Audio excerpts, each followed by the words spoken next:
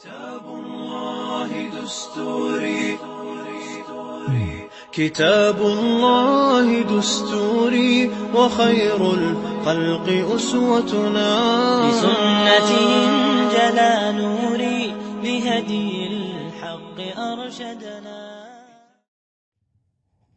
أعوذ بالله من الشيطان الرجيم. بسم الله الرحمن الرحيم.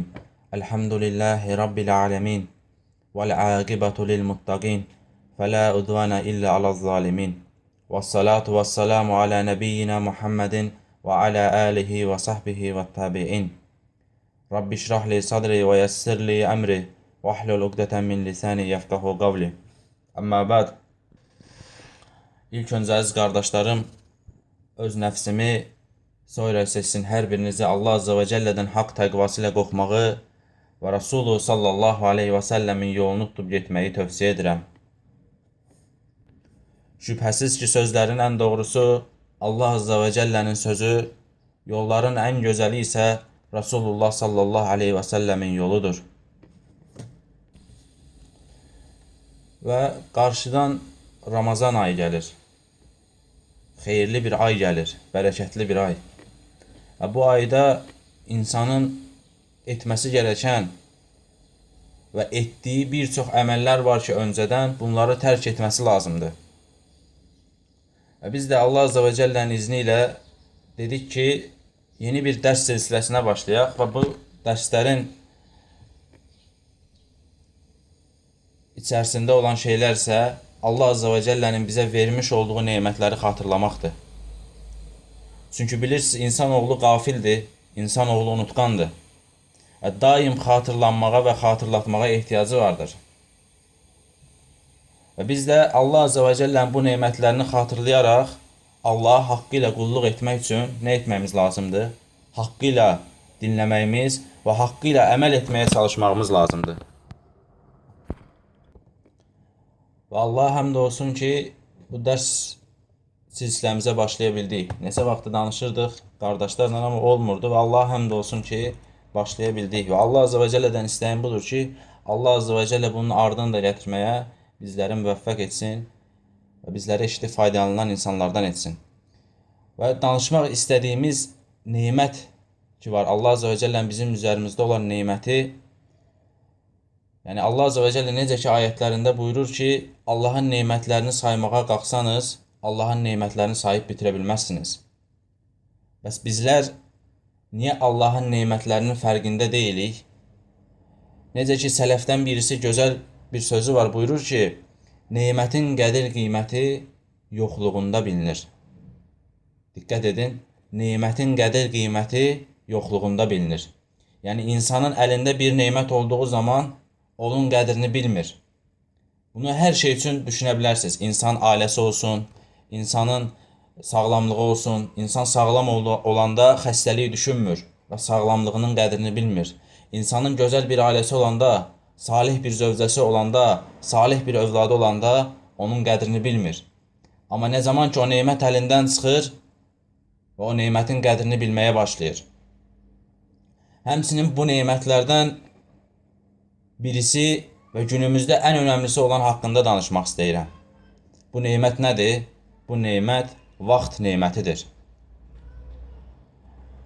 Allah Resulü sallallahu aleyhi və səlləm bir hədisdə buyurur ki, insanlar bu iki nemət haqqında aldanmış durumdadırlar. Nədir o iki nemət? Sağlamlıq və boş vaxt. İnsan övladı həqiqətən də boş vaxtının dəyərini bilmir. Amma Allah Azze və Cəllənin kitabını insan haqqı ilə oxusa, görəcək ki, Rəbbimiz zamana, yəni vaxta nə qədər dəyər verir. Allah Azze və Cəllə bir çox ayətlərdə zamana and içir. Allah Azze və Cəllə buyurur ki, vəl asr, and olsun axşam çağına.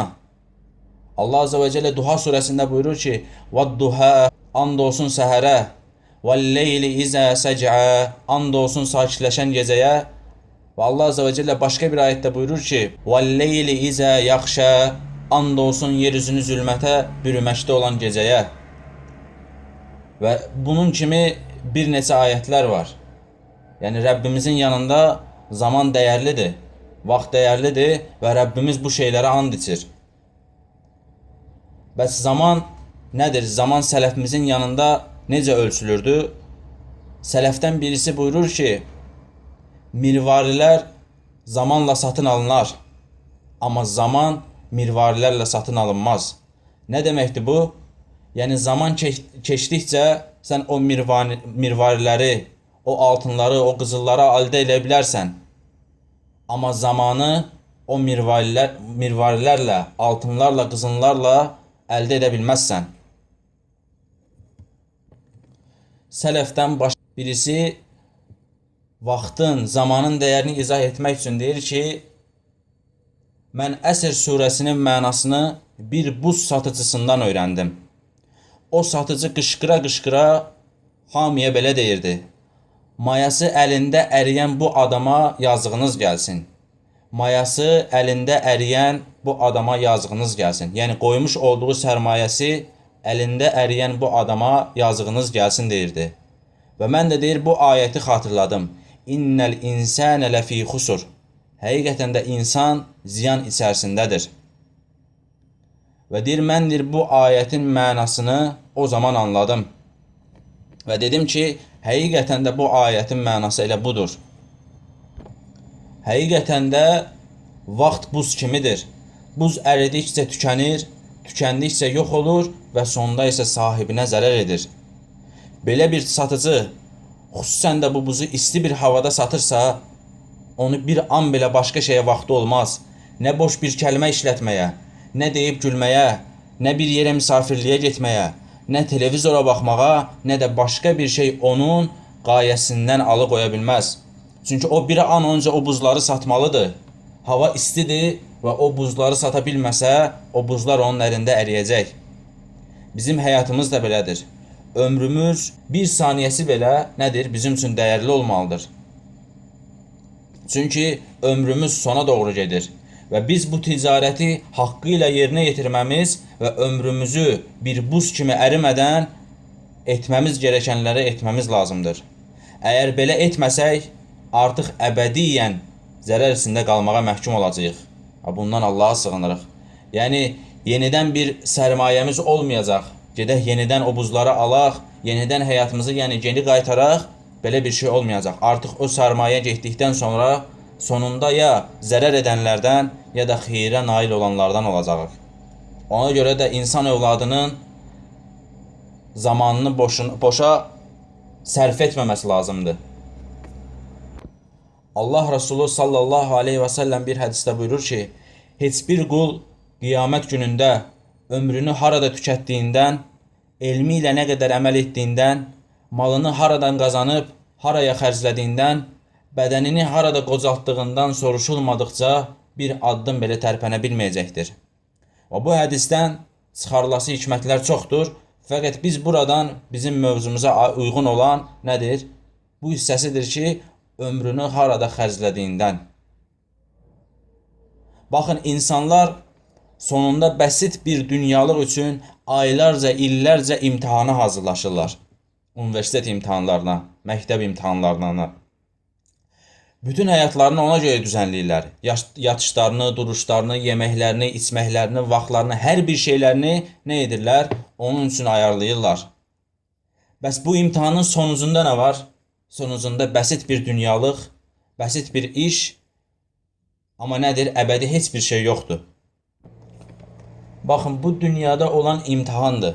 Yəni, insanın bəsit bir dünyalıq üçün çalışmış olduğu imtihandır. Bu imtihanda insan necə qalib gəlir? İnsanın ən ön safda oturması ilə, insanın gözəl paltar geyinməsi ilə, gözəl bahalı duxular sürtməsi ilə, bahalı telefon işlətməsi ilə bu imtihan əldə edilmir.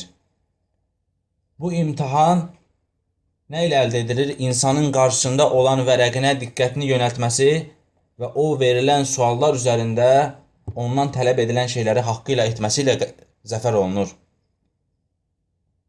Və insana verilən saat da nədir? 2 saat və yaxud da 3 saat. İnsan bu 2-3 saat içində ətrafında oturan insanlarla deyib gülsə, əylənsə, boş işlərlə məşğul olsa, bu imtihandan keçə bilər, keçə bilməz. Təbii ki, bu imtahandan keçə bilməz. Haqqı ilə bu imtahanı verə bilməz. Və axirət imtahanı da belədir. Allah Azze və Cəllə insana bir ömür verib. Və bu ömürdə insanın boş işlərə ayıra biləcəyi vaxt yoxdur.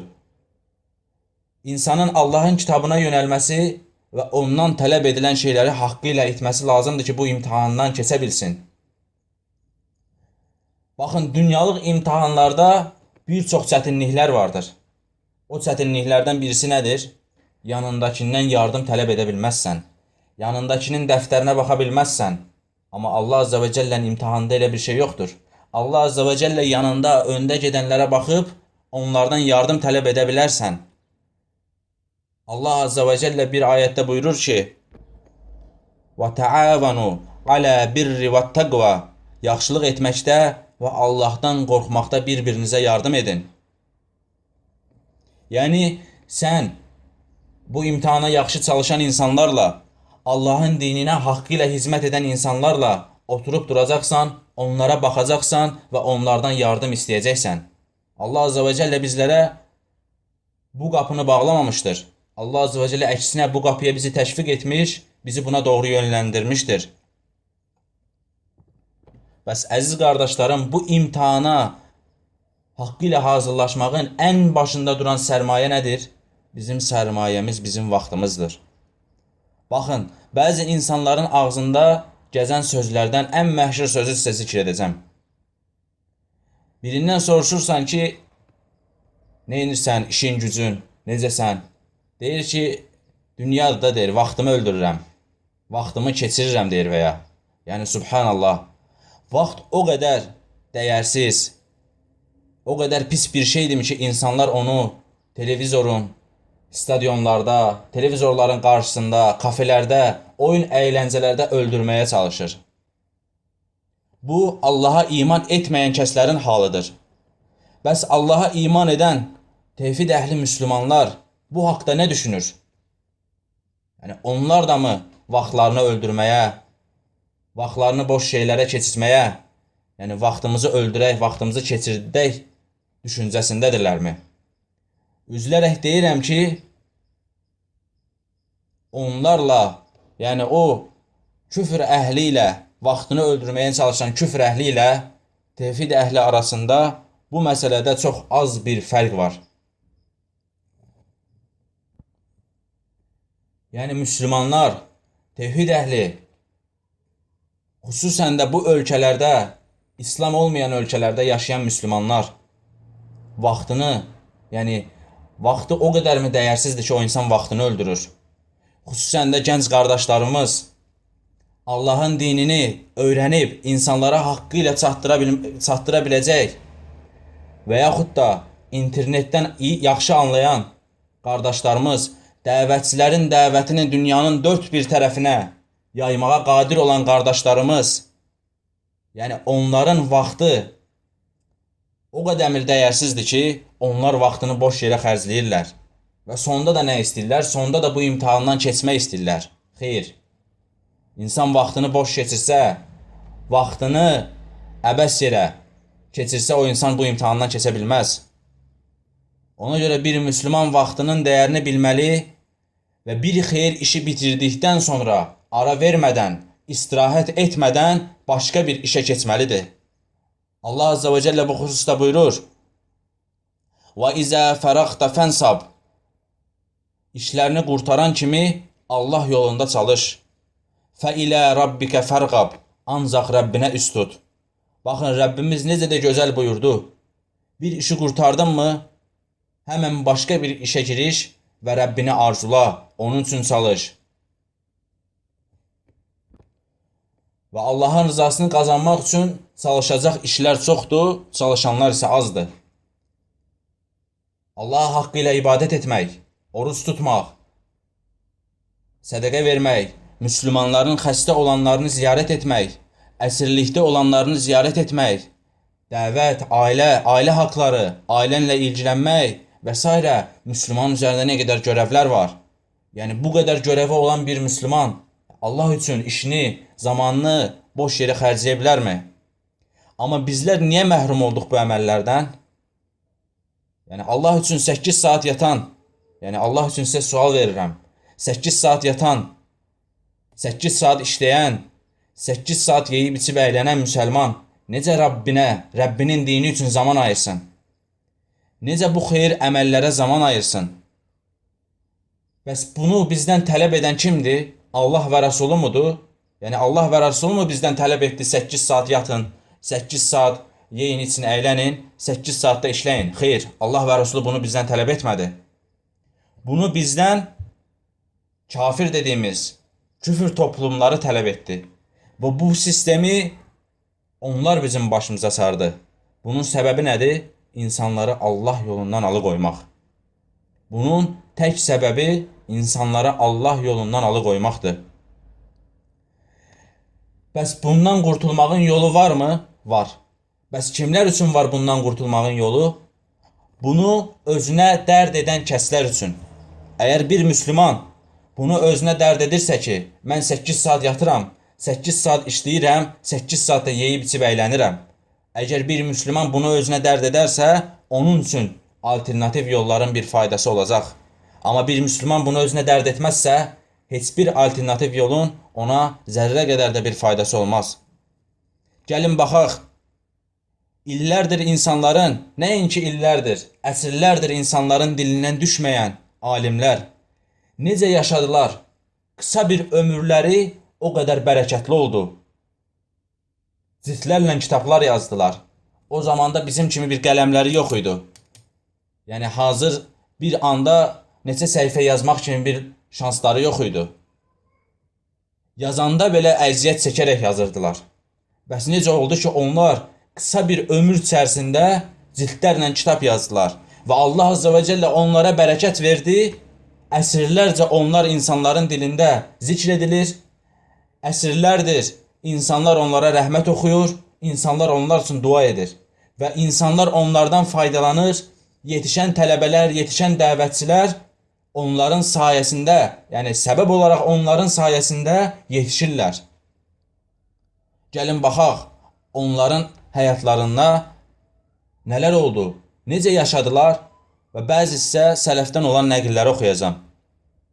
İmam Təbəri haqqında deyilir ki, o elm əldə etmək və bu elmi yaymaqdan başqa bir dəqiqəsini belə heç bir şeyə ayırmamışdır.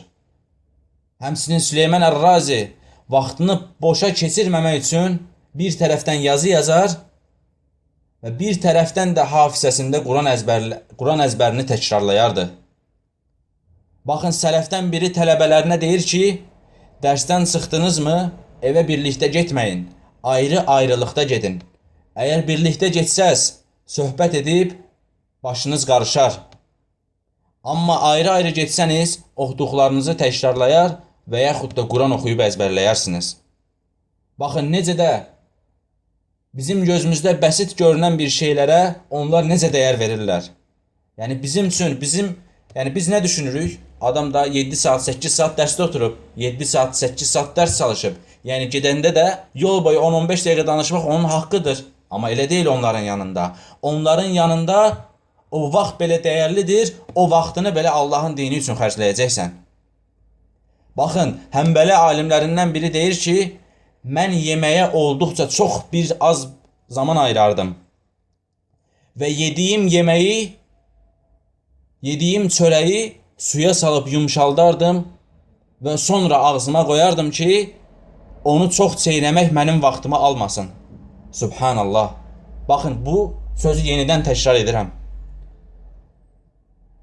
Deyir ki, mən zamanım boşa getməsin deyə çörəyi suya salar, onu yumşaldıb sonra ağzıma qoyardım ki, onu çeynəyə-çeynəyə çox vaxtım getməsin. Çünki deyir, davamında deyir ki, çünki zaman bizim üçün hər şeydən daha sevimli və daha dəyərlidir. Subhanallah. Baxın, onların ucalmaq səbəbi, onların bərəkətli olmalarının səbəbi həqiqətən də elə budur. Onlar vaxtlarını haqqı ilə dəyərləndirdilər. Onlar vaxtlarını boş işlərə ayırmadılar. Onlar boş vaxt tapan kimi gedim biraz uzanım, başım dincəlsin demədilər. Onlar boş vaxt tapan kimi gedim çayxanada oturum, 6 saat, 7 saatimi orada hədər edim demədilər. Onlar boş vaxtlarını, zaten onlarda boş vaxt diye bir şey olmadı. Onlar bütün zamanlarını Allah'ın dinini öğrenmeye ve bu öğrenmekte de tek sebep, tek gaye Allah'ın dinini yaşamak oldu. Allah'ın dinini yaşamak ve insanlara bunu çatdırmaq, haqqıyla insanlar bunu yaşasın diye. Baxın, həmsinin bir gün bir adam Amir bin Abdüqaysin yanına gələrək belə deyir: "Səninlə söhbət etmək istəyirəm." Amir bin Abdüqays ona görün nə cavab verir. Deyir ki, "Səninlə bir şərtlə danışaram." Adam deyir ki, "Nədir o şərt?" "Əgər deyir günəşi durdura bilsən, o zaman səninlə oturub söhbət edərəm." Əgər günəşi durdura bilsən, o zaman səninlə oturub söhbət edərəm. Nə deməkdir bu? Əgər vaxtı saxlaya bilsən, o zaman səninlə söhbət edərəm. Yəni demək istəyir ki, mənim vaxtım dəyərlidir. Mən də bunu boş söhbətlərlə öldürmək deyil, Allah'ın dininə, Allah'ın dinini öyrənməyə və Allah'a ibadət etməkdən başqa heç bir şeyə ayıra bilmərəm. Baxın, İbn Məsud buyurur ki, mən buna peşman olduğum qədər heç bir şeyə peşman olmadım. Günəş çıxar və günəş yenidən batar və ömrümdən bir gün azalar, amma mənim əməllərimdən heç bir şey artmaz. Baxın, onlar zamanlarını, vaxtlarını özlərinə dərd etdilər. Gəlin baxaq, bizlər vaxtımızı boşa keçirtməmək üçün çaba göstəririkmi? Bunun üçün dərslər dinləyirikmi? Bunun üçün kitablar, risalələr oxuyuruqmu? Ən azından nə etməliyik? Ən azından bunları bizə xatırladan insanları haqqı ilə dinləməli və buna əməl etməyə çalışmalıyıq. Əgər bunlar, bu danışdığımız şeylər bizim bir qulağımızdan girib digərindən çıxırsa, o zaman vallahi bizlər bu şəkildə yaşamağa layiq olan insanlarıq. Bizlər vaxtını boş keçirib, vaxtını hədər etməyə layiq olan insanlarıq. Və bunun da hesabını Allah Azza və Cəlləyə tək verəcəyik. Və insan övladı düşünməsin ki, 24 saatının 1 saatını Allaha ayırmaqla bu imtihandan keçəcək. İnsan övladı düşünməsin ki, 24 saatın 4 saatını Allaha ayırmaqla bu imtihandan keçəcək. Xeyr. Sən 24 saatın 23 saatını Allah üçün ayıracaqsan, onun 1 saatını isə ən fazla dünyana ayıracaqsan. Əgər ilk başda bunu edə bilmirsə insan, ən azından şeytan, yəni bu əməli onun gözündə böyük göstərdiyi zaman insan təbii ki bu əməli edə bilməz. Şeytan gəlib, ya sən 1 saatını Allah üçün zorla ayırırsan. Yəni bu 23 saati sən ayıra bilməyəcəksən Allah üçün. Yəni bu 23 saatin içərisində baxın, yatmaq da var ha. Amma bu yatmaq Allah üçün yatmaqdır. Allah üçün yatıb, durduğun zaman gümrah olub, Allahın dininə hizmət etmək üçündür yenə. Və əmin olun ki, bu niyyətlə yatan insanda yenə də əcir vardır, yenə də onun üçün savab vardır. Çünki Allah Resulü sallallahu aleyhi və səlləm nə buyurdu? İnnəməl əməlu bin niyyət. Əməllər niyyətlərə görədir. Yəni bir insan yatarkən vaxtını hədər etmək üçün yatarsa onun heç bir əcri yoxdur. Amma bir insan yatarkən sabah durub Allahın dininə haqqı ilə hizmət edim, ona haqqı ilə ibadət edim deyə yatarsa bu niyyətindən dolayı ona əcr vardır. Baxın, bir niyyətdir, insan bunu düşünüb yatsa bunun üçün əcr vardır. Amma bu şeyləri şeytan bizim üçün böyük göstərmişdir. Dediyim kimi, əgər bir insan ilk başda bunu etməyə şey onun üçün çətin görsənərsə, o zaman nə etsin bu insan? O zaman yavaş-yavaş başlasın. İlk öncə 2 saatını, sonra 3 saatını, sonra 4, sonra 5, belə-belə nə etsin? Zamanını Allah üçün xərcləməyi öyrənsin. Çünki vallahi insan o gün çox peşman olacaq. Kaş ki dünyaya qaydaq və Allah üçün xeyirli əməl edək deyəcək. Onlardan olmamaq üçün insanın bu dünyada buna hazırlıq görməsi və vaxtı məsələsində Allahdan qorxması lazımdır. Vallahi bu bir nemətdir. Vaxt insan üçün bir nemətdir. Nəfəsimiz gəlib getdikcə, bədənimiz cümrah olduqca bu bizim üçün bir nemətdir. Və insanın bu neməti haqqı ilə dəyərləndirməsi lazımdır. Və insan bu neməti haqqı ilə yaşamaq üçün etməsi gerəkən şeylərdən birisi də nədir? İnsan oturub durduğu şəxslərə fikir verməsi. Oturduğu, durduğu məclislərdə həmişə deməsi lazımdır. Allah üçün boş-boş danışmayın deməsi lazımdır. İnsanlar məndən inciyəcəkmi bu sözümdən? İncisin. İnsanlar məndən üzmü çevirəcək bu nəsiyyətimdən? Çevirsin. İnsanlar məni tərk edəcək, etsin. Amma sən oturduğun hər məclisdə boş-boş danışmayın. Dilinizi insanların ətini yeməklə məşğul etməyin deyəcəksən. Sən insan, əgər bu dini yaşamaq istəyirsənsə, bu dini yaşayanlarla oturub duracaqsan. Əgər nəsihət edildiyi zaman o şəxslərin nəfsinə ağır gəlirsə, onları tərk edəcəksən. Bir dəfə, iki dəfə, üç dəfə baxdın ki, artıq sən onlara fayda verə bilmirsən, amma onlardan təsirlənirsən, zərər görənsənsən, onları tərk edəcəksən. Əgər tərk etməsən, nə olacaq? Sən də onların bir tayı olacaqsan. Ondan dolayı insan, xüsusən də tövhid əhli bu şeylərə diqqət etməlidir. Oturub durduğu şəxslərə, onlara nəsihət etsin və yaşadığı dini yaşayanlarla oturub dursun. Çünki insan oturub durduğu insanlardan çox təsirlənir. Ondan dolayı Allah Azze ve Celle bizlərə bu neməti verdikdən sonra, necə ki, hal-hazırda da bu nemətin içərisindəyik, vaxtımız genişdir, vaxtımız boldur. Allah Azze ve Celle bizə nemət verib, Allah Azze ve Celle bunu haqqı ilə dəyərləndirməyə bizləri müvəffəq etsin. Allah Azze ve Celle biz müsəlmanları eşidib, faydalanan, danışdıqları ilə əməl edən, eşitdikləri ilə haqqı ilə əməl edən qullardan etsin. Və Allahın izinə bu söhbətimizə, bu zikrimizə İmam Şafinin bir sözü ilə bitirmək istəyirəm. İmam Şafi rahimehullah buyurur ki, sufilərlə bir müddət qaldım və onlardan bu iki sözdən başqa heç bir fayda görmədim və götürmədim. Onlardan birincisi budur. Zaman, yəni vaxt bir qılıncdır. Sən onu kəsməsən, muhaqqaq o səni kəsəcək. İkincisi isə sən özünü haqq ilə məşğul etməsən,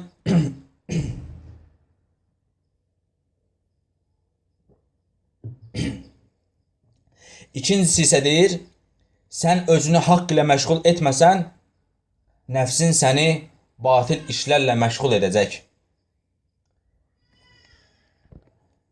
Biz bu iki sözü, İmam Şafinin bu iki sözünü qulağımıza sirqə edək və vaxtımızın dəyərini bilək.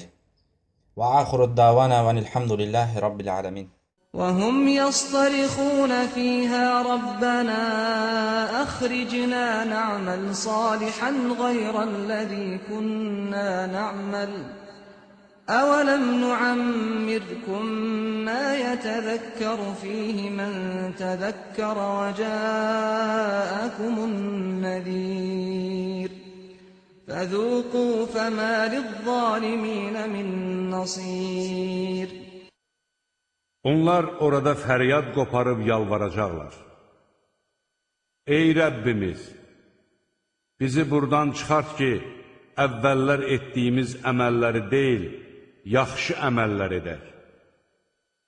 Onlara deyiləcək, məyər orada sizə düşünəcək kimsənin düşünə biləcəyi qədər uzun ömür vermədikmi? Sizə qorxudub xəbərdar edən də gəlmişdi. Elə isə dadın əzabı. Zalimlara kömək edən olmaz.